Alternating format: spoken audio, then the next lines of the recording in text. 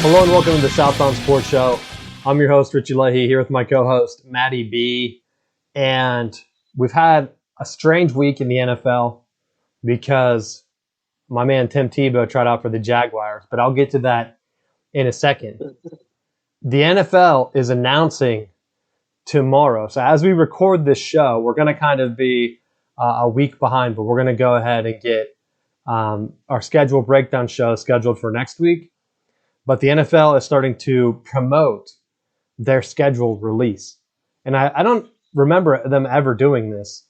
And I wonder if it's the 17th game, because I keep seeing how they're promoting like the schedule release this year. They're going to have an entire show tomorrow night. I text you, I was worried that they were going to put it out at 8 p.m. and then do almost like an NCAA tournament show where, oh, here's 3 hours of us going down and just announcing each game, which would have been so painful. And I doubt anyone would have watched that. But they came out today and said that they're going to release the full schedule tomorrow morning and then do their show breakdown. So we're going to go ahead and mainly talk about that. So we might not be heavy into the NFL stuff this week. And that's why, because next week's show, we're just going to focus mainly on the Steelers schedule, what to expect, and if there's any big games. But I wanted to get your thought on that 17th game. Because to me, it's only one more meaningless game. And I think this is the problem with NCAA football, where they keep at it. They kept adding a game and a game. And then they're like, why does no one schedule tough? Why isn't there a tough matchup in week whatever? And it's because they've already either scheduled cupcakes or, as we saw last year, if there's no cupcake games, the games are just meaningless. And I think that's where the NFL is going to go, where the conferences and everything are going to most likely be decided. And if they're not, it's going to be like an NFC East scenario where it's just because their division is garbage and they have no chance to win the Super Bowl. Like where the Eagles and who else was in that? Washington, I think, won it. But they're like fighting Dallas and everyone else for a losing record division title. It's like, okay, awesome. Now you're adding one extra week. You're going to have more of the same. Like they're not going to get the same type of thing. It looked last year like, okay, we might get a bunch of teams fighting for that playoff spot. And then everything was kind of cleared up with a week to go. Now you're adding an extra week. There's going to be no drama in that 17th week. What do you think? I think it's a good mix because they're following through with it, right? That they're dropping one of the preseason games to add the 17th week, correct? Oh, yeah. I mean, that's what they're promoting. So I know that they signed it in. I honestly thought that it was going to be the next year. For whatever reason, I thought they were going to have a catch-up year. But I guess they really didn't make any changes for the coronavirus, so they didn't need one. Unlike these other sports, which we're going to get into a little bit later. And I'm going to talk about the NBA's response to their playoff dilemma. The NFL is just adding one more regular season game. And I know it's because season ticket holders are mad. And I know plenty of season ticket holders for the Steelers that are all annoyed that they make you buy the preseason games. And you're forced to go, and those games, they don't count. And they don't really matter. You're not seeing the starters. They don't even play. They only play 2 or 3 games, the starters most likely. And so now I think they're cutting it down, saying, well, we'll get one more weekend, and fans will pay for it. And guess what? The TV ratings won't be in the gutter. And I don't mean like the gutter like they're not being watched, because they're still beating other sports with the preseason games. But most people don't. It's not must-watch TV. And so I think what you're going to start seeing is kind of like waves in viewership. And we've been seeing it in the past where you have like the opening Labor Day weekend or whatever, and now it's a week before, which I always thought it was kind of weird because you had college football start and then the NFL started, and it always felt like the NFL was a week or two late. Now they're kind of going to be going head-to-head with the college football, so I wonder how much that's going to hurt the start of their season. Because you always had that big Monday, Labor Day game. That's going to be the NFL Monday night game now, I believe, right? ESPN did that game. ESPN owns Monday night. they're not going to show whatever. I think it's usually an ACC game. Like we were at the Pitt Florida State game. Like they're not going to show that over like the Steelers Baltimore or whatever the NFL decides to put. It'll be on ESPN2, or it'll just be kind of forgotten about. They'll just bow out and say like, all right, we're done with that game. So there are going to be some other ramifications to this other week that I don't think sports fans are going to kind of, I mean, and you have to kind of be a diehard. Like for me to know just off the top of my head what the typical college football schedule is that weekend, that's a little crazy, let's be honest.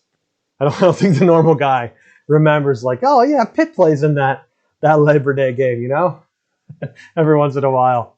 So I don't know. But that's going to be a big NFL weekend if that is the weekend that the NFL gets started. And they've been starting like the big Thursday night.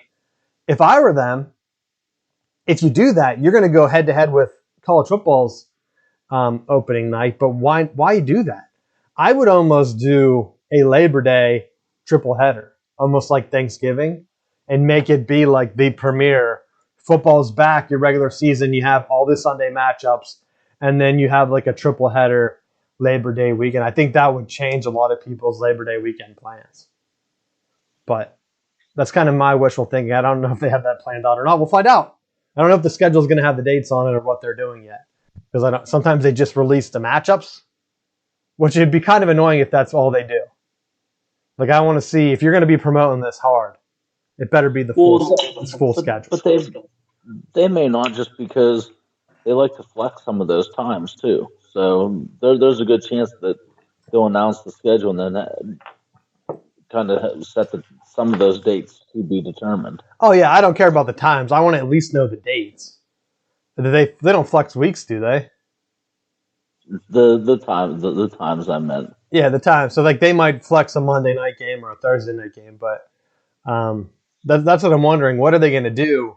And NFL, if you're worried about it, call me up. I have some great ideas. I think the Labor Day triple header would be awesome. Like they don't even do a triple header on Thanksgiving. Like you're going to have your Monday night game. Don't do the dumb. They've been doing the double Monday night game where it's like at 7 and then the other game's on like at 10 p.m., which no one's watching that. Let's be honest. No one is staying up to watch the Jets play Jacksonville or whatever team is on. Like you're just not watching that weird late game. I guess it's usually West Coast teams like the Raiders they usually put on there, and someone crappy from the West, the Broncos maybe. It's like, all right, I'm going to bed. So do it earlier. It's Labor Day. And it doesn't even have to be a noon start. Start at like 3, 2. Or I guess start at your regular time at 1, 4, and then 7:30 or 8:30. Perfect. It's Labor Day. Most people are home. Who cares about the West Coast time thing? That's what I want to see. Anything you want to see? I would be okay with the triple header. The more games that they fit in, I think you might as well rub a lamp if you're thinking that the NFL is going to do anything to try to coincide with NCAA season. They're just going to set whatever they want to do and think that everyone's just going to just work around their schedule. Well, that's what I mean. Like, I know that they're going to do it. I just hope that they don't do like the early Thursday night, because I think they're going to lose a good bit of viewership. I don't know if it's going to be as hardcore, but I think everyone's used to kind of easing it in. And college ratings are always good that first weekend because people are like, hey, let's see if my team's any good this year. And if you're going head to head, you know college football is really regional. Like no one from Alabama is going to watch a Jets-Giants game Thursday night if Alabama or Auburn are playing in that opening week. Like they're just not. So like, okay, what are you going to do? How are you going to promote them? There's like not even an NFL team in Alabama and a bunch of other states that have college football games. So if you're trying to go head to head with them, in some states, you're going to lose. And I don't know if it's going to be enough to take a chunk out of that market, but this is where we're really going to see. I know typically they try to keep it separate, but college football's owned that opening weekend for so long that what are you going to see? I mean, they could even do, if they did the Monday night, like if they did the Labor Day like Thanksgiving where you had the games on early, and then there's typically a college football game on at night, I think that could work. But I don't think like ESPN's going to want to give up their featured Monday night football game to show like a college game. I just don't think they're going to do that. And I think actually the NFL started to put a third game on Thanksgiving anyway, because it used to be. Yeah, Pittsburgh played it. It's still Detroit and Dallas. Yeah, but that Pittsburgh game, wasn't that a weird Wednesday game because of the coronavirus? I can't remember. Yeah, it was supposed to be on Thanksgiving though. Yeah, that's true. But yeah, I know that they added one, but typically it used to be. Was it the Egg Bowl? I think that was the game where that guy from Mississippi, didn't he like do the dog fire hydrant thing? Wasn't that? Yeah. Wasn't that the Thanksgiving game? Like that's a big rivalry week too for college football, because typically you have all those games and then Fridays the beginning rivalry games, and then Saturday's the big one, and then that's where you have the end of college football basically. So we'll see. We'll be doing that. So keep an eye out for that next week. Circling back around that, Tim Tebow, I've even seen Steelers players complain about this, including my man Devin Bush, about how Tim Tebow, he quits the NFL, goes to play Major League Baseball, and he plays in the minors, never gets called up to the major leagues. I'm actually surprised that they didn't call him up, because, like, let's be honest, baseball, there's no integrity there. Like, they preach it, but they're like constantly just bending their rules for whatever player.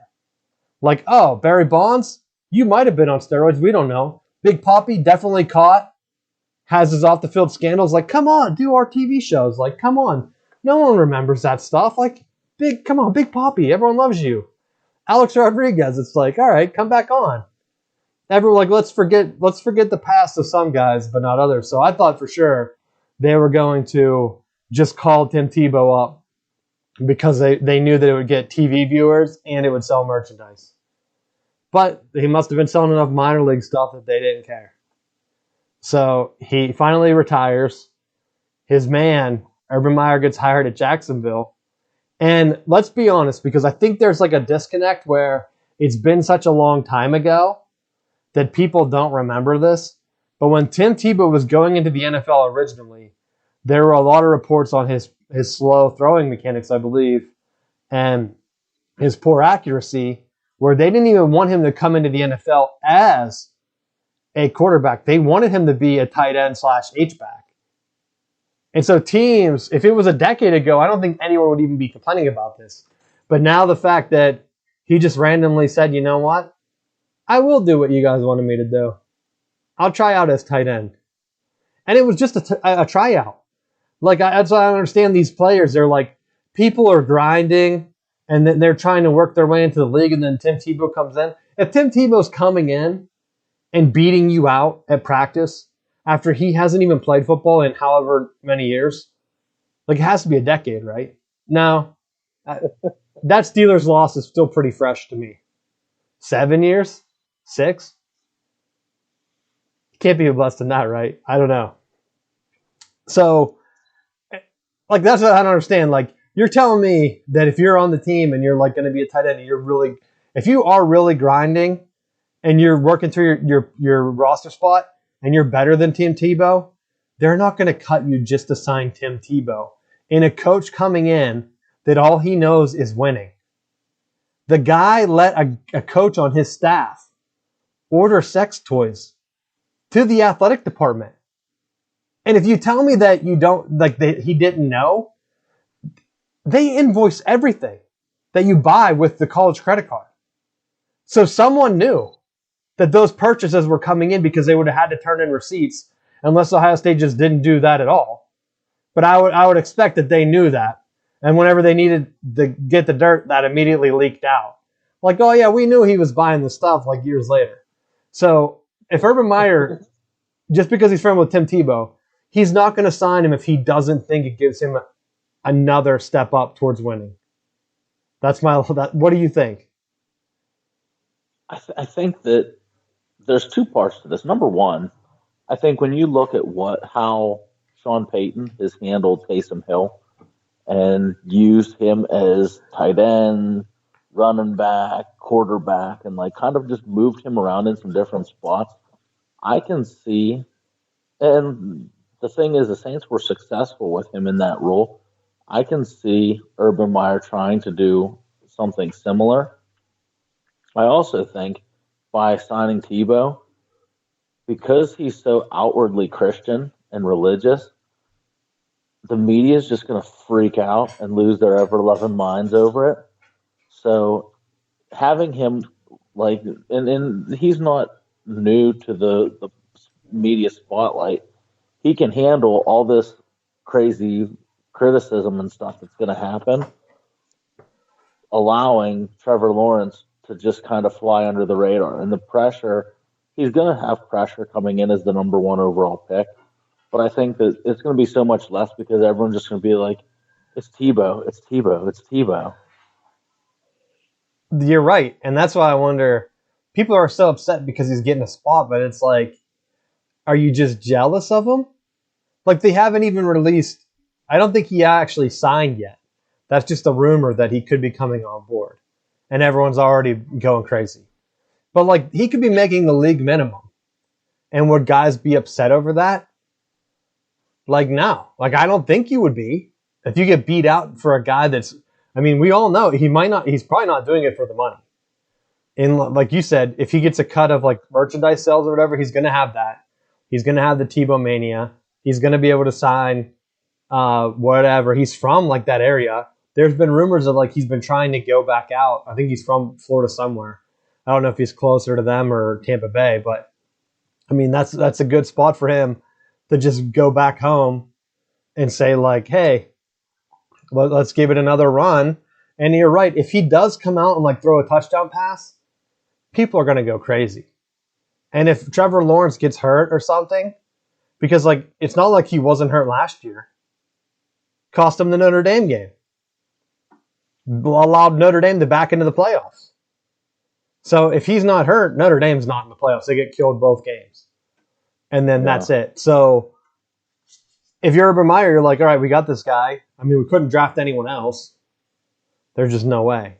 And then let's bring in Tim Tebow. And if that is his mindset where he thinks that it's going to get the pressure off him, go for it. I honestly don't even know why people are so upset or like even interested in Tim Tebow that they're like, there's a story about Tim Tebow, let me click on that. Because like for people, if you don't click on the stories, ESPN's going to stop right now. They're just going to stop because of whatever. I don't know. I think this story is also going to get, there's going to get a lot of pressure on this because you're going to get people using the comparison of, well, Tim Tebow got a job, but Colin Kaepernick's still out there as a free agent and no one's signing him. You just love Kaepernick, dude. I feel like you bring him up all the time.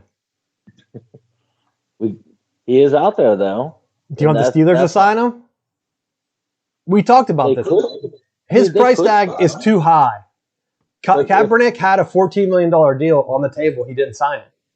If the Jaguars signed Tim Tebow for $14 million, then there would be heads exploding. And even I would be like, what are you doing? That's outrageous. And so how do you know that, like I said, if he comes out that he's signing the league minimum, then I guarantee a team would sign Kaepernick for the league minimum. But I haven't seen a statement from him saying that he would play for any money.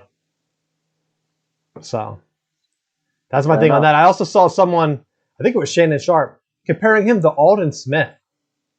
Aldon Smith has gone a million chances just because of his talent. His off-the-field issues should have had him out of the league years ago. So if you want to do a comparison with Kaepernick, look at Aldon Smith. It's like the 49ers were like, that was part of the reason why I think there was friction with like Jim Harbaugh. Harbaugh didn't want him because he had like all those run-ins. Like I think he had like a couple DUIs. Like we talked about it on the show. I don't even know how many there are now. If I try to find his thing, because I know we talked about it because he ended up being signed like last year. He came out of nowhere. And it's like, Dallas signed him. It's like, who's signing him? Why? So for people, if they want like a gripe, go for it.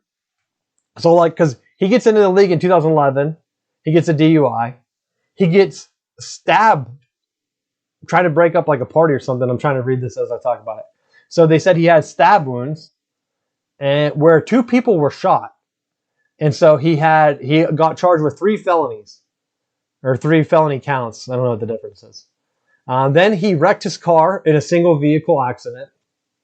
Then he was arrested at the LA airport, the international airport, because he was fighting with the TSA agent over the fact that he might have said that he was carrying a bomb. So like really messed up. And then they came back and said that he might not have said it. Who knows? Then in 2015, hit and run while drunk.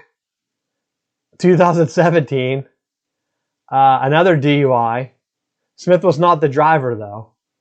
So no arrests were made. His friend was questioned about it. Another hit and run. Like, how does he keep getting a license? Number one. And then he went to a treatment facility for anger management. And then something about tequila. And I think there was a domestic violence thing. This one's really long. So I think that was the last one we talked about. And last year, he was on an arrest warrant for the 2nd-degree battery. And then I think the Raiders signed him. Or no, wait, that's this year. Oh, that's this year. Yeah, my bad. I get confused with the coronavirus dates. I can't remember when things happened. That just happened 2 weeks ago, April 19th, 3 weeks ago, 4. So he just got a warrant for his arrest for 2nd-degree battery this year. So like if you want to compare Kaepernick to any situation, why? Why is Alden Smith getting that? I don't know. It's Fair crazy. enough. You would think, though, like with those other run-ins, that they would just tie that into his contract and just be like, you're not allowed to drive while you're on our team. Like, you have to have a chauffeur to drive you places. I don't know. Because, like, if you put that in, they might not sign. But then again, like, why are you really trying to sign him? It's like kind of crazy. It's like, all right, I don't know. So that's going to be like, yeah, I don't even have anything else on. Is there anything else you want to talk about it? No, we're good. All right, yeah, those are my thoughts. They had a thing because I brought up the contract thing, and then the Kaepernick thing did come up. And they said that there were teams willing to pay him between $1 and $2 million, which is kind of what the Steelers got Haskins for, or above the league minimum, which would be $900,000. So, like, if he makes more money outside of football without putting the work, just because of his off the field like work that he's been putting in and the community and stuff, then why would he play for that? Like, unless it's going to expand his brand somehow. Yeah. But like if Tim Tebow signs a multi-million-dollar deal, then I think heads will be going crazy, and rightfully. But so far, I don't see anything on salary. It's supposed to be a 1-year contract. Again, like, is that going to be something that Kaepernick would sign? Because at that point, are you just signing to become like hey, we signed you for this type thing, and then they really don't give you a shot? Because I think Tim Tebow had a deal like that. Where did he end up signing his other year? Like, they tried to like come around and they just ended up parading him. Wasn't like The Jets. Yeah. So everyone was like, all right, you're going to put him in, you're going to put him in. They like never really put him in. So, I mean, I bet he's seen situations like that and have just gone from it. But that's my thing. Anything else you have for the NFL this week? No. All right, my next topic. The FCS National Championship preview. So if you haven't noticed, and we talked about it a couple weeks, but I think it's the FCS because it's a football bowl subdivision. It's annoying. It's basically the D2 or like D1 AA or something like that is what they were called. I don't understand why the NCAA doesn't make it very clear. But they're having their national championship game for the year 2000. They're having it right now because they pushed their season back, which I still don't understand why they did that. And it's completely messing up some of like just the sports of what's going on and what's on. And you talked about how they weren't really doing good TV broadcasts. And then I watched a game on Saturday and I had some notes. The playing game, the first one was at South Dakota State. They just crushed them. Yes. So, Delaware. Yeah, that wasn't even a game. And I was hoping for Delaware to play James Madison because I figured that they'd be like close, kind of have a little rivalry there. And I don't think Delaware. Hold on, I have a list here. I know it. I had this up and I just closed the tab. Give me 1 second. I don't know why I did that because I was like, what am I looking at this for? So James Madison has been a national champion before. Delaware, it's been a long time. Like they haven't been there since 2003 when they were national champs. And so I was hoping for that little matchup. Instead, we're getting South Dakota State, and they're playing Sam Houston. I want to make sure I had it right. Which, my first thing that I'm looking at my notes to see how they spelled it. Their name. It's like, why? Bearcats with a K. Bearkats. Why name yourself that? Cincinnati, probably. Don't they have, you think because they had the trademark?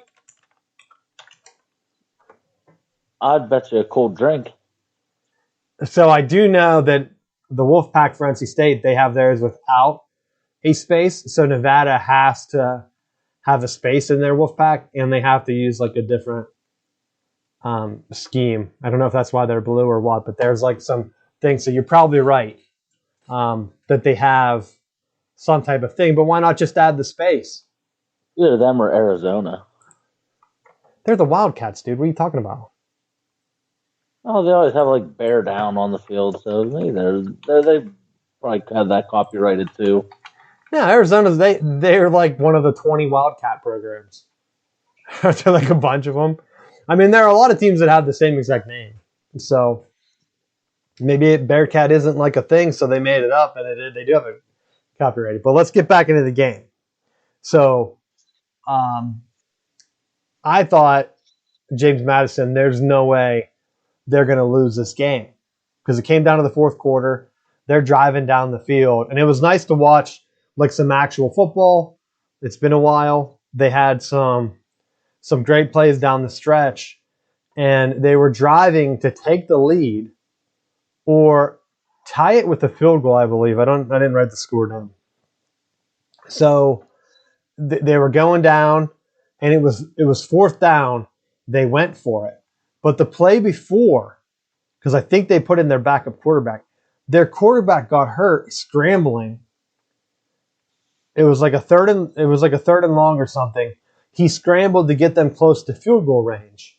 And when he came up, he was holding his arm. I didn't look it up to see if he broke it or what, if it was a stinger, but he was holding his arm or his hand.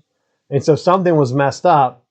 And like the announcer's like, why would they go to a backup here? It's like, I don't think they just went to a backup. Like I feel like some of the announcers, it's like, hey, you should be questioning like, hey, what happened to the quarterback? You know what I mean? Or like, did he get hurt? Not, what? This is a strange thing. Your quarterback's leading you down the field to get you back into this game. And it was fourth down, so they bring in the backup quarterback. They wanted them to punt. At that point, I texted you, I said, it's the right call. You got to go for it because your defense has given up, it was like 38 points at that point or something like that. Like it was already in the 30s. Like your defense hasn't been stopping them. Why would you punt here? There was 4 minutes left. You had one timeout. You go for it or go for the field goal. Like, what are you going to do? What's the difference? So instead, they go for it. They throw a slant, and the cornerback tackled him before the ball even got to him. And I didn't think they even threw a flag. And then they threw it late.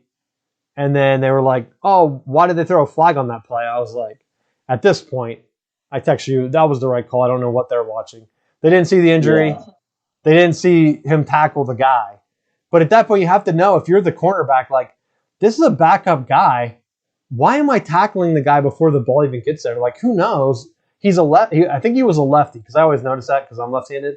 So I thought you're going from a righty to a lefty. The ball has different spin. There's no guarantee that he's going to catch that. It kind of usually takes a little bit for like this, your hands to catch up to the spin. I don't think I'm making that up. I think that's a real thing. That's why there's not that many left-handed quarterbacks in the league. Yeah. So I saw that and I'm like, oh my gosh, I can't even watch one football game without controversy, Matt. Controversy, horrible calls. And so they get it. And I'm like, all right, James Madison, they're going to win with this backup quarterback. Wrong. The coach, I don't know what he did, but he decided, let's do some deep dropbacks with this guy that hasn't, it seemed like he didn't play. He took a sack or two, and then they were like way out of field goal range, and they decide, oh, now we're going to kick the field goal because you already ran out the time. Like, I get it. You got the first down. There was the penalty. Just run the ball and try to play for overtime. Like, I'm pretty sure they just needed a field goal at that point. Maybe I'm wrong. I can't remember. Like, I'm going to try to look it up to see if I can find the game. But I know you were watching the end of the game. What did you see? I know you were saying about the call being right, and I agree with that. I don't even know. Just the pace overall. I thought I didn't see that sense of urgency of trying to move down as quick with James Madison. It was like they kind of forced the ending of that game a lot more than I thought they could have or should have. So I just looked it up. It was 38-35. All they needed was a field goal. Sam Houston they came back. I couldn't remember how big the lead was, but they were down 3 touchdowns. I think they came back in the third, maybe like the fourth. I can't remember because I can never remember when. But they came back. So like James Madison, if your quarterback, and maybe he broke his hand and they were like, all right, he broke his hand. We have to try to just throw the ball and try to get into the end zone here. But like I didn't think they really needed to press there. Like Sam Houston came back. They came up. They had the big thing. You're only down a field goal. Your guy's hurt. Why don't you just wait and see what's going on? So I think the only thing would be the coach saw that his hand was broke and he's like, I don't know. I don't feel confident going into overtime with a backup quarterback. Other than that, I thought, why not just play for the field goal at this point? You're going crazy if you don't. And so that was it. I thought that James Madison was going to win. And so now, if Sam Houston, in my mind, is like the third best team, are they going to just get killed by South Dakota State? Do you have any thoughts going into that game? I know you watch more of the FCS this spring than I did. Well, Sam Houston, with the way that they've been playing, and their quarterback is just playing out of his mind, being that run pass threat. I'm kind of thinking they're more of the favorites in this. I mean, I know that South Dakota State they've been playing pretty good football as well, but I feel like in order for Sam Houston to get there, they had to beat North Dakota State. And granted, North Dakota State didn't have Trey Lance quarterback, and then they weren't the same type of team. But I feel like they went through North Dakota State, who's appeared in, looking at how you're talking about expanding the playoffs. North Dakota State, this is the first time since like 2010 that they're not at this point of the playoffs. So like they were like the Alabama of these playoffs, and just you could pencil them in as a deep playoff run every time. But they went through them, and they went through one of the other teams who've been playing well, James Madison, who was in the last national championship game. They were the runner-up last year. So they went through the winner and runner-up from last year. To me, they're the favorites going in. Well, we'll have to see. My pick, South Dakota State. I think it's going to stay out there in the Midwest.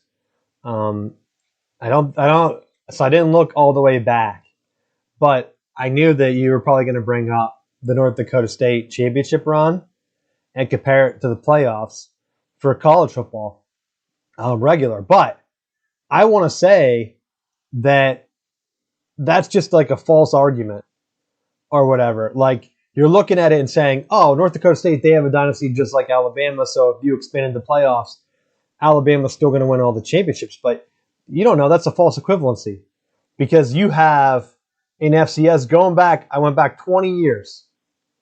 They've had 1, 2, 3, 4, 5, 6, 7, 8, 9, 10. So 10 different champions.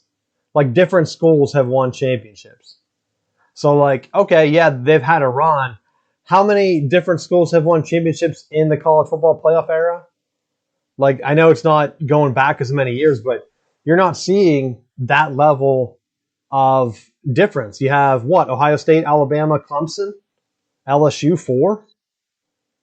And so even then, you're having whatever your top seeds, and you're saying, like, these are the best schools. I want to see the best teams play. Expand the playoffs then. Because you're looking at this, they have like 24 teams. I don't think they need 24 teams. I think 16 is the best number. And even in the past 20 years, the lowest seed, because I think that the 24 expansion was like a lower, like that was a more recent thing. And so how do you know that expanding it didn't dilute the talent enough to allow North Dakota State to win all those championships? Because before that, you didn't have anyone winning like 5 in a row or whatever they did. App State had a 3-year run. That was the most I saw in a row. And maybe I missed a few years like way back, because I started at 2000 and I did kind of click back through to see. But you had 15 seed Western Kentucky win the national championship in 2002 with your boy Willie Taggart. That was the lowest seed I saw. And how do you know in college football that there's not going to be in the bowl division that you're not going to see a 15 seed Boise State maybe make a run, or maybe BYU make a run, like some of these independent schools that you think like, oh, they don't have the talent, or maybe it's a Cincinnati, like, oh, we ranked them at 15 because, and is that what they're afraid of? Because like at least in this system, you're having all the conferences represented. Like I think they have automatic bids. Maybe I'm wrong. The seeding I kind of pulled from their bowl thing because they only seed like the top 8 or so, and then it kind of just falls everyone else in. So I don't know if the top 8 are the conference champs or how they do it, but there are some other lower seeds. Number 8, James Madison won it in 2004. Number 7, Richmond won it in 2008. Then you had number 5, Eastern Washington in 2010. So those are the ones that are right out of that. Actually, just looking at my 20-year sample set, there's a range of 14. So a big spread, obviously, with Western Kentucky being the one and then the number 1 seed. The most common is the number 1 seed. They've won the most national championships. But the median is 2 because there's such a wide spread after that.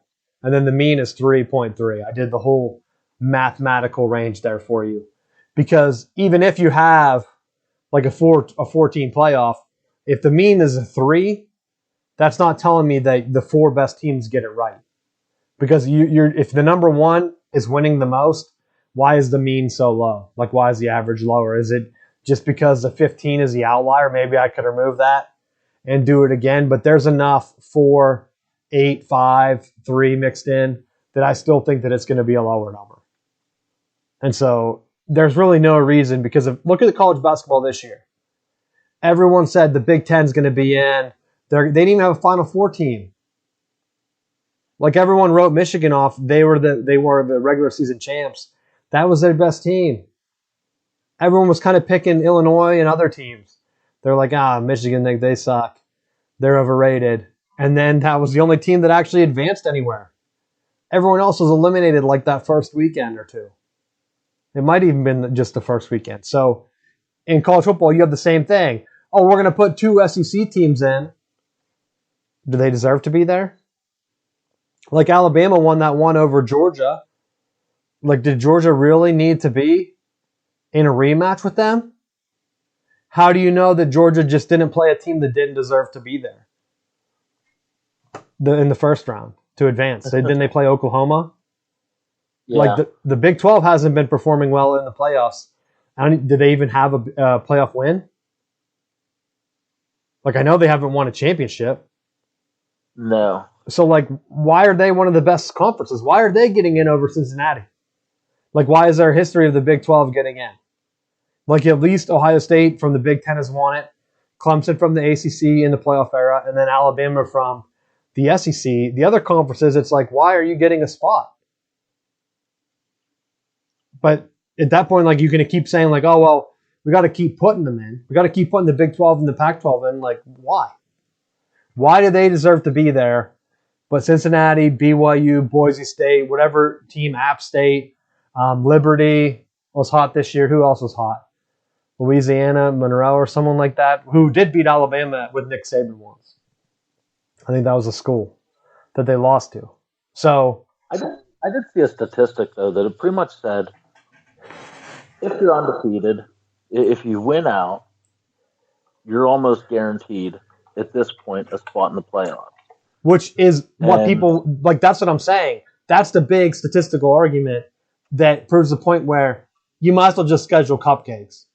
Look at Notre Dame this year. They had to play Clemson twice. They got lucky that Lawrence got hurt, and they backed into a playoff spot. Like, why would Michigan, knowing that they're going to lose to Ohio State, why would they even challenge themselves? Like, Harbaugh has to be a complete idiot to want to play Oklahoma and Washington and all of those schools. You're better off just playing Toledo, Western Michigan, and like a bunch of just regional schools and saying, all right, all we have to do is just lose to Ohio State. That's it. If we can win, he should be calling the Big Ten office every day saying, hey, let us play eight conference games. Get rid of that extra conference game. Because I think that hurts the Big Ten and definitely the Pac-12 way more. If the ACC and the SEC are going to say, well, we can only have 8 because we have like 3 rivalry games. Because like that's all they have. That's the only crossover games. It's Georgia, Georgia Tech, Florida. Wait, who does Florida play? Is it Florida State? Do they even play every year? Yep. So you have that one, and then what's the other one? Clemson, South Carolina? Like, that's the reason why they don't play 9 conference games, because they have like a handful of games. Not even 5. Unless I'm missing some. But it's all bullshit. Like, that makes zero sense. Like, why can't you do that? Why doesn't Texas play Texas A&M then? Because they clearly can. They're like, nah, politics. Like, oh, no, they got to play their 9 conference games in the Big 12. All those other conferences should say, like, nope, don't care. We're going to play 7. We're going to play 7, and we're going to mix in 5 cupcakes because they really don't care. Like, as long as you only have 1 loss, and that loss is quality. Like I said, Penn State loses to Ohio State. Michigan loses to Ohio State. Or like some mix of therein. Ohio State loses to Penn State, beats Michigan. Then what do? You have 3 teams with only 1 loss. Like, holy crap. What the hell are we going to do? Those are 3 quality teams. Might as well put 3 Big Ten teams in the playoffs. Like, there's zero reason, like you're saying right now, because I know what you're saying makes sense. If you go undefeated, you're in the playoffs. So why would you even try? Why even try? Because they're not weighted. Look at like your high school playoffs right now, coach. You have to win or at least play the higher ranked teams closer to get into the playoffs, right? Yeah, you got to win. You got to beat them, and then they give you a bump. If you beat a bunch of nobodies, you're not going to get in over someone that has a couple of wins over, like, what are they? Is it double A? I can't remember how Pennsylvania does their football. Because you're single A, aren't you? Yes.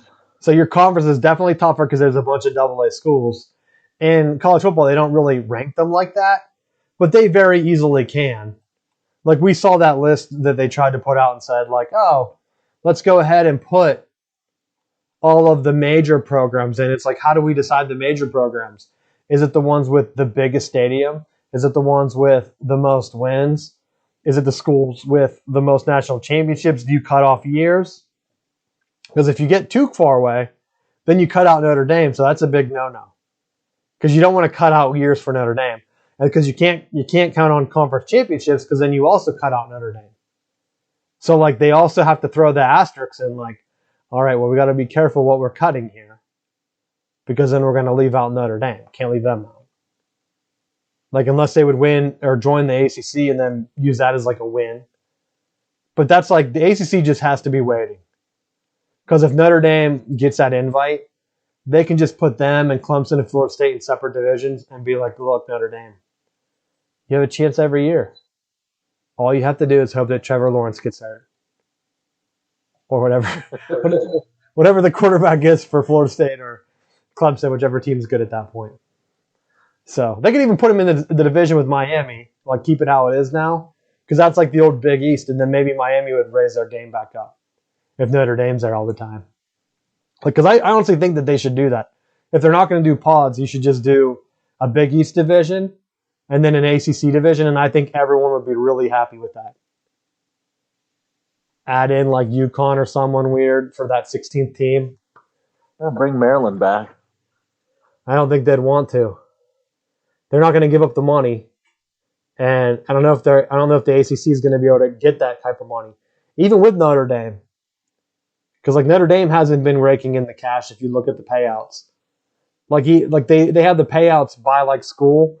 Notre Dame's like even below like Boston College and them.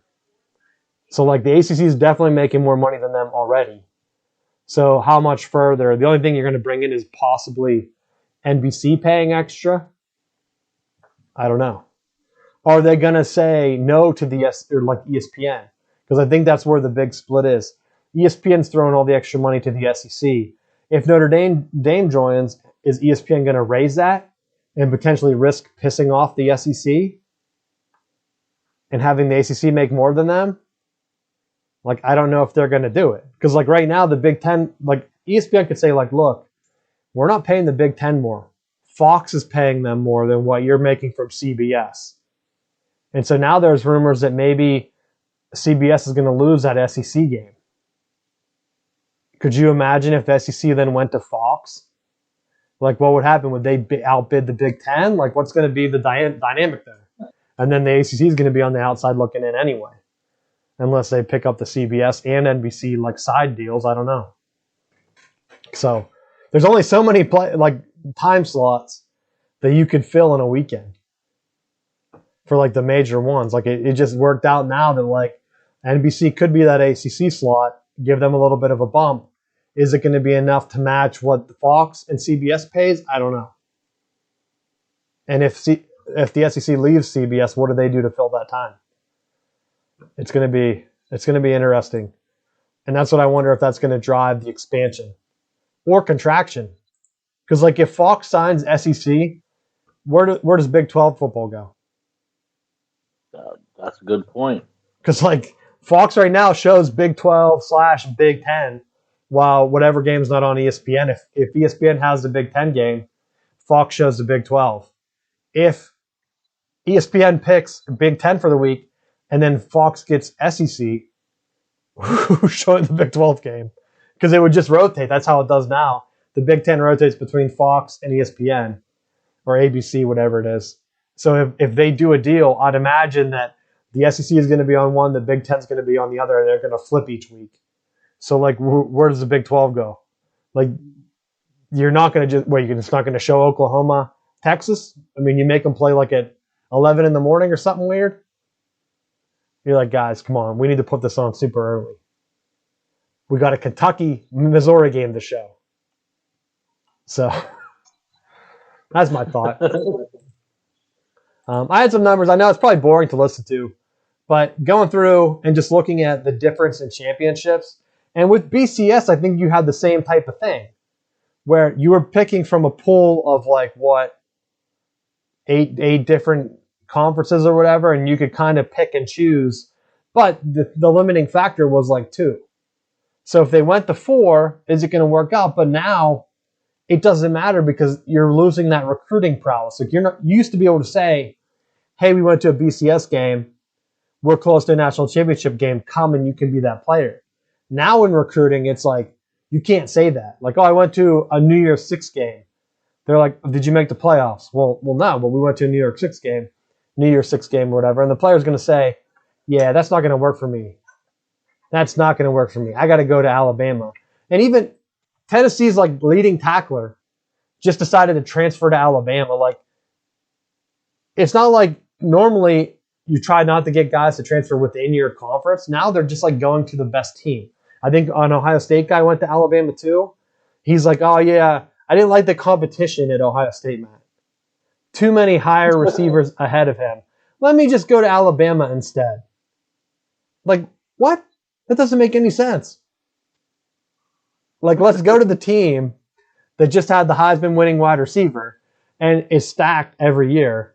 And I know Ohio State has had some high recruiting classes too, so they're pretty stacked. But like, if you're honestly complaining about playing time or whatever, then just do it. But that's my thing with football. We'll probably hit on that maybe next week or whatever. We'll see how it goes because it probably is going to do a schedule show. But check that out. That's probably some good football and the last chance to see football until, you know what, preseason football, which we'll get into. There we go. Anything else you had for football before we transition to the end of the show? No. We're in the off-season type stuff, so I wanted to mention this because I've seen it come in. The NBA, I don't even know if you saw this, Matt, but they watched what Major League Baseball did. They had to have stole this idea from them. They're doing a play-in tournament. Did you see this? I did. Because we had talked about it. It's been floated around for a while. And I was hoping that they would do, an actual NCAA style tournament to determine like seeding, where you would play the lower seed and what I would take, like, I don't know what the number was, but we did look at it because they do have like a weird number of teams where you could take the bottom 16 teams and have them just play. And then that would determine your chances for the lottery. Like if you end up in last place or whatever, the last two teams, like you each get 15 balls or whatever it is, and then it goes backwards. So like the only thing that would be worrisome is that like if you're tanking. But I think we had an idea for that too, like maybe make a loser's bracket where you have to win at least a game to get the max or whatever. I don't remember. But they only went with 4. So they're having 7 through 10 play. And it's a mini tournament where, like, right now, the Lakers would have to play the Spurs. Or no, wait, they would play the Warriors. I'm reading it wrong. So they would play the Warriors. The winner of that game would make the playoffs automatically. The loser of that game, like let's say it's the Warriors because they're behind right now, they would play the winner of the Grizzlies and Spurs, which is the 9th and 10th game. So like the Spurs would be eliminated just looking at this, going by the higher seed. And then the Warriors and Grizzlies would play one more game to determine that 8th seed. But like I said, if you lose, you're in the lottery. So like if a guy gets hurt, like why are you going to even try in that playing game? Like let's say right now the Lakers are 7th and LeBron is hurt. I think he's coming back. And like someone else, like why wouldn't you just try to get into the lottery? Like if your guy's like out and you're not going to be back in, like why? All right, let's just see if we can get a higher draft pick. Honestly, I don't see how that's going to affect their thing. I think what we did last time, so I'm looking at this, and now that I'm looking at the teams, I think my idea was to do like some type of monetary value, and maybe you add compensation picks based on your performance in these play-in games. Like if you win a game, then you get a chance for like a compensation pick. And that might be a better deal where, yeah, you get more balls for a higher draft pick, but maybe you also get like the compensation pick like the NFL does, where like you lose a high whatever, so you get an extra pick in the second round, and you just add them between rounds 1 and 2. So like you'll get like basically another first round pick. I think that would be a better idea. Like you hand one out to each conference, one Western, one Eastern, and then it's kind of like a reverse lottery for that too. So whoever has the most wins that didn't make the playoffs And that was my idea if you had all the teams play. Because, like, is there really a difference between the Pistons' 20 wins and the Wizards' 32? Like, not really. In an 82-game season, or they might even be playing a compressed season this year. I can't remember. Because let's be honest, that was my other thing. For playoffs, NBA playoffs and NHL playoffs should be on right now. Like, their schedule is still so messed up that how long is this going to go? Like, I kept waiting for the Penguins to start in the playoffs, and then I'm like, all right, did they clinch yet? Like, I'm like looking at the thing, and it's like, all right, they clinched the playoff spot. It's like, how many more games do they even have? And then how long is this going to go? Are the Olympics still going on this summer? Because, like, if the Olympics, I don't even know when they start, but, like, if they end up overlapping, who the hell is going to watch all these sports? Like, I don't know. I think it's weird. So I want to talk about it on the show for a little bit, and we're on the end of the show. Most people probably tuned out once we started talking FCS football. Let's be honest. They're coming back. They're coming back for the Steelers talk next week. That's it. So the Olympics begins July 23rd. I'm going to look and see what this says. So they have the NBA Finals. They're going to announce. So it ends right before the Olympics. It ends on July 22nd would be the Game 7. Smart. So they were thinking the same thing I was thinking. Like, who would watch that? And, like, right at the same time. So let's see what the Stanley Cup Finals are going to be. Because I feel like hockey, they did something dumb. They're probably like, you know what? Who cares? First round. So first round is this weekend, May 15th. I was wondering, because I keep thinking, like, when is it going to start? When is it going to start? Did you see the Penguins increased their capacity to 50%? Strategically, right in time for playoffs, Matt. I don't know if they're going to miss that first game, but why? Well, because COVID or money from playoff sales. What's more important? Because that's what it's basically coming down to. Because I don't want to talk, because I guess it's basically politics at this point. But I don't know. The Hurricanes are looking so good down here that I was wondering, like, I saw a guy flying a flag that had the Hurricanes on his car. I almost yelled out to him, like, hey, man, you get any tickets? Like, can you go to games? Like, I would love to go to an NHL playoff game. But then I'm like, I wonder if it would be, like, weird. Like, was it going to be empty? Like, I didn't even look it up to see if they have a limitation. Because if the Penguins are increasing it, let's see. All right, so the last one I see here is 15% capacity, but it's like, how out of date is that? And then 15% capacity is not that good for, like, the Hurricanes, because that stadium is like a big dome. So, like, the basketball plays there too. So I don't know if it's going to be something where you're looking at it and it's like, it's going to be empty arena for hockey, because that's not going to feel like the playoffs to me again. But we'll see what happens.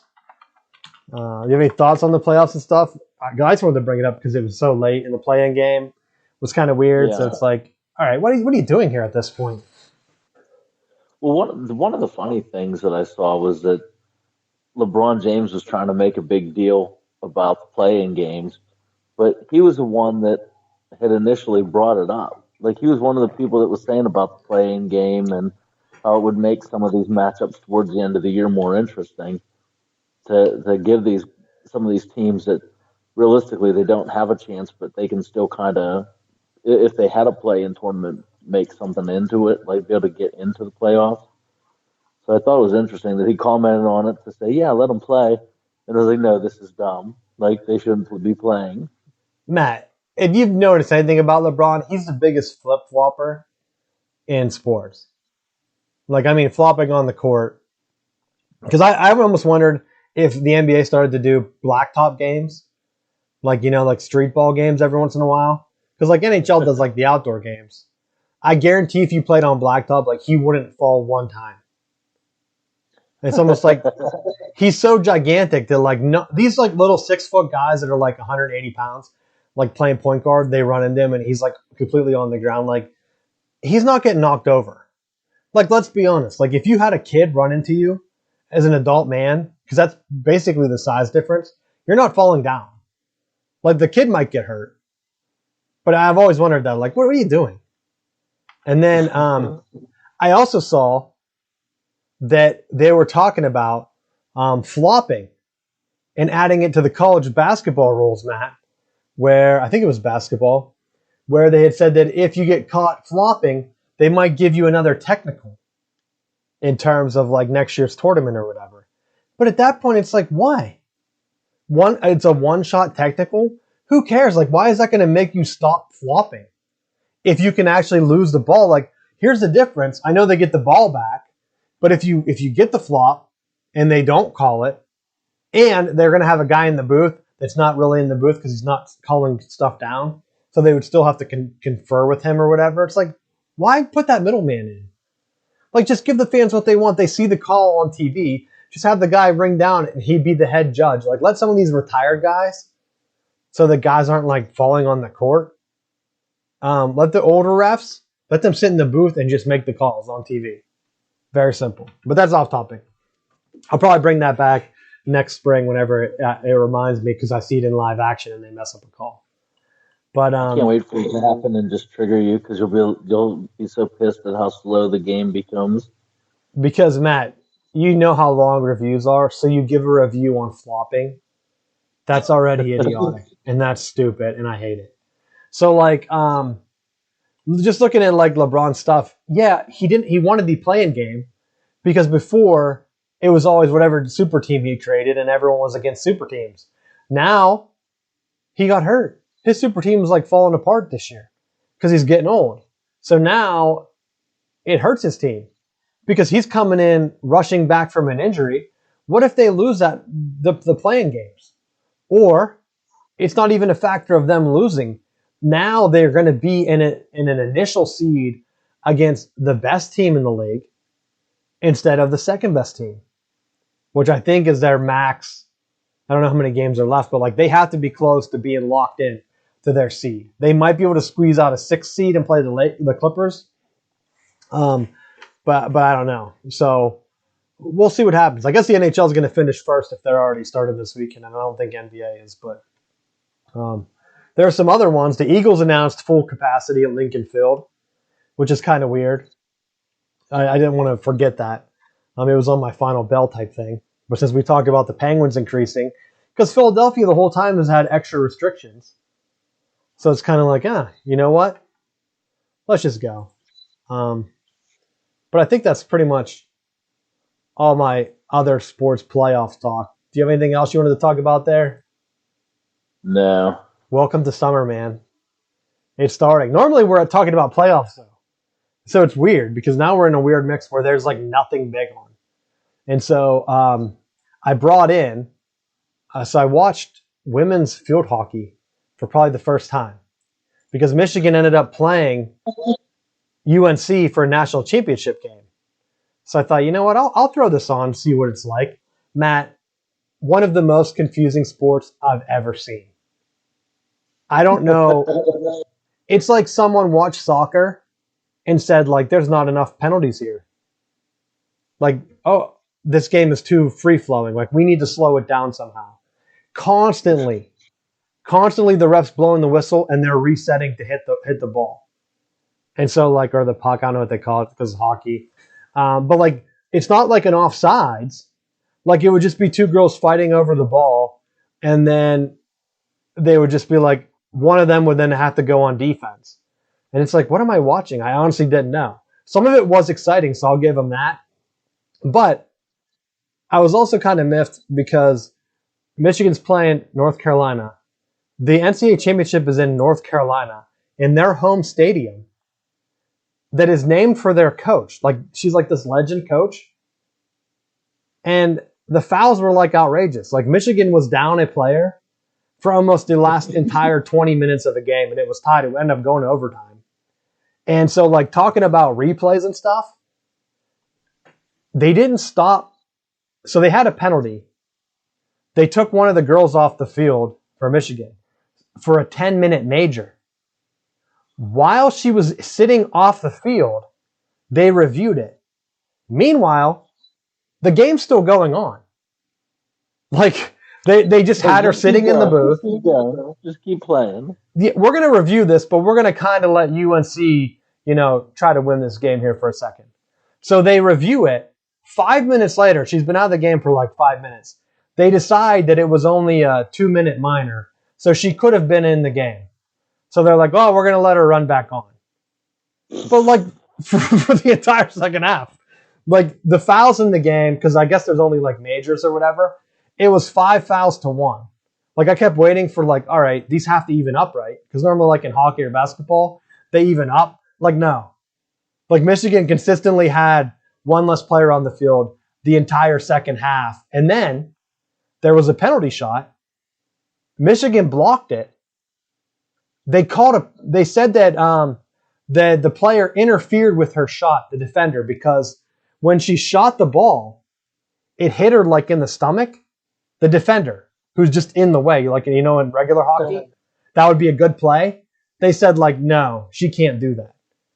So they gave her another shot, and of course they scored on the second shot and won the national championship. I was like, what the hell am I watching?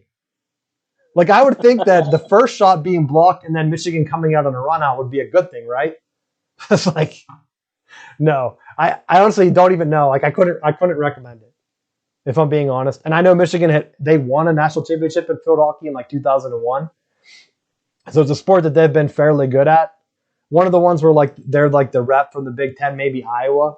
I saw it in like the list of like NCAA performances. I don't know if they won a natty or not. But I was like, I can't recommend this.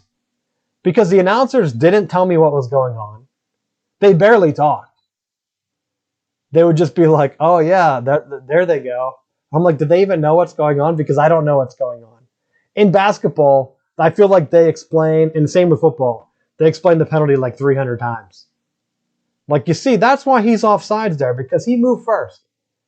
Right, John? And then like John Madden goes into like an offsides like spiel. Like I watch field hockey, nothing. I have no idea what the penalties were. I had to look it up on the NCAA website because they never even showed like, hey, Michigan had girls off the field because they're for whatever 5 penalties, so like 10 minutes plus one of them was like that 10-minute major, so that's at least like 15 minutes, 15, 13, 20. I don't know how long some of them were because it didn't really say. They just have a card. They had a green card, a yellow card, and a red card, but it wasn't easy like soccer where it's like, oh, here's a card, you're out of the game for a bit. And then this is why. Like they never showed replays or anything. So I just wanted to mention that for like championships and like trying to watch other sports. Like it's a weird time right now. Like let's go. Just get NBA and NHL back so we can talk about it on the show. I don't want to be talking about field hockey.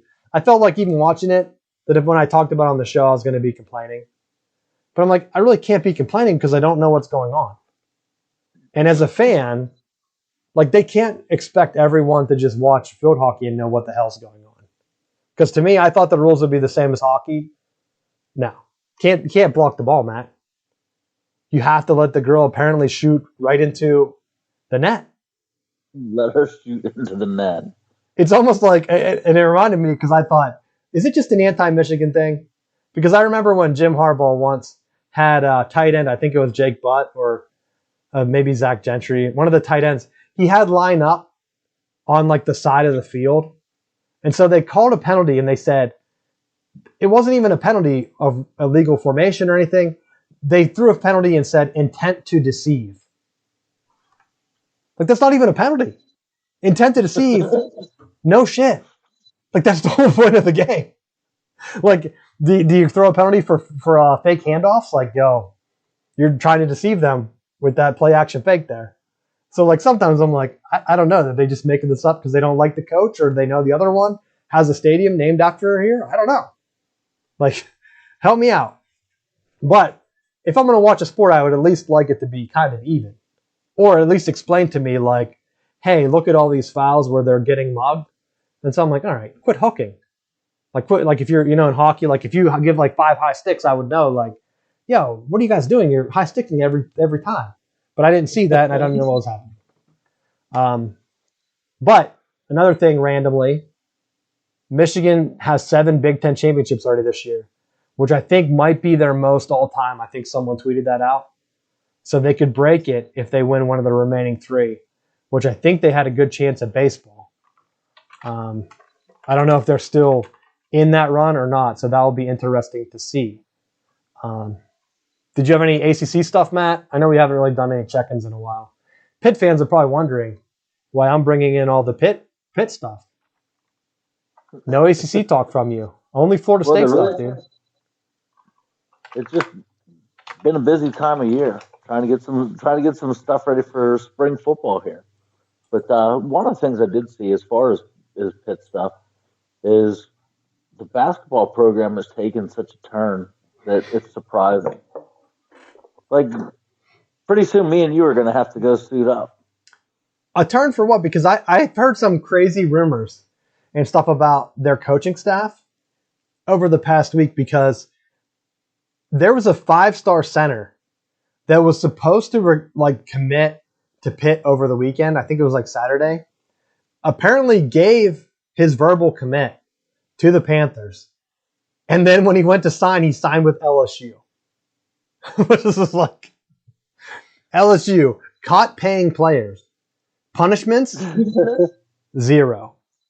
So if I'm a Pitt fan and I see that you just randomly signed with LSU after coach said, like, yeah, he gave us a verbal. I don't know what happened. He just didn't show up, but he ended up signing with LSU. Like, what do you think in that scenario,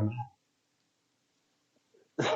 There's nothing to think. Like, that can't be just Pitt's shitty luck, right? So it's like, what are you doing? I don't even know at this point. So it's like so crazy. It's like, all right, NCAA, do something. Like, if they drop the bag on them, and I know at LSU they played Michigan tough in the tournament, so I know they have a good team. But at that point, it's kind of like, kind of weird. Kind of weird. And then just like with football, it's like, all right, we really need to balance some of the teams out. But it's like, all right, if you're going to let these other teams do it. And then, speaking of that, and I know we're probably going long, I saw that people were complaining because Alabama rolled out their football program for whenever they start paying players. Did you see that? Did we talk about it on the show? It was like the Alabama Excellence Program or something.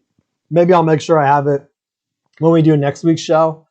But people were already complaining about, like, hey, how's Alabama putting this together? Why are they showing all their champions and stuff?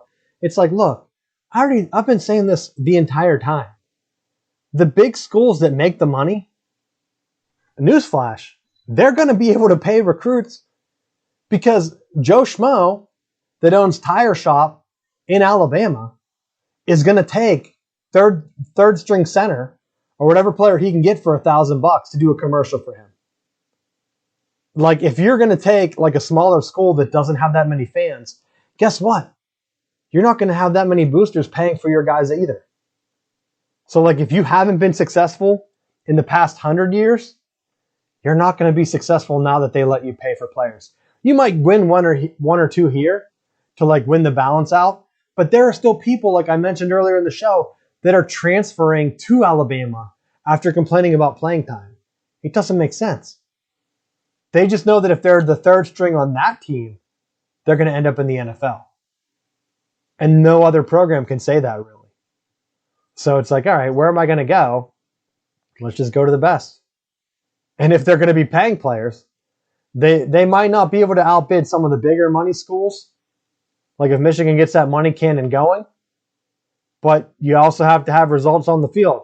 Not everyone's going to be into the money if they think that they have like a chance to make it into the NFL at Alabama no matter what. So we'll see what happens, but that's my thing. Do you have anything else? I know I probably cut you off there. No, that's pretty much it. For my final bell, I wanted to bring up the Big 10 10K, dude. the BTN. I put it on the actual thing because I've probably been calling it the wrong thing for an entire year. But they announced it is back. For $20, you get a sweet Dry Fit Michigan shirt, unless you want to run for Penn State or someone else. I guess that's possible. But sign up, do it. I've been meaning to give an update, dude, because I've been running. I did my test run, already beating my time from last year, and my watch, it gives you like a fitness gauge. I went from poor health to fair health. So I'm already making gains, baby. You know it's bad when you're like, hey, I wonder what my fitness watch, what's this new feature? Because if people haven't listened for a while, I updated from my one from last year. It has workouts built in. And so like I've been doing the 10K training. I just started it.